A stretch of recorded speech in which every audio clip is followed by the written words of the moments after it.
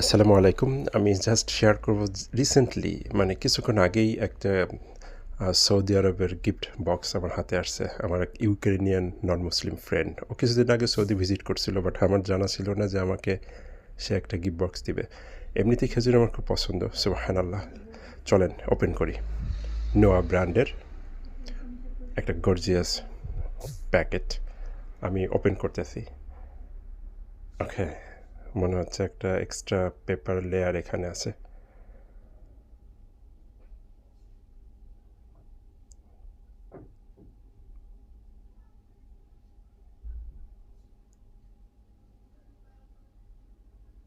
পুরো বক্সটা এত সুন্দর করে সাজানো আছে। ও আরেকটা লেয়ারও দেখতে পাচ্ছি। সুবহানাল্লাহ, এত সুন্দর! বাংলাদেশের মিষ্টির মতো বানাইছে এটা। Thank you very much my friend.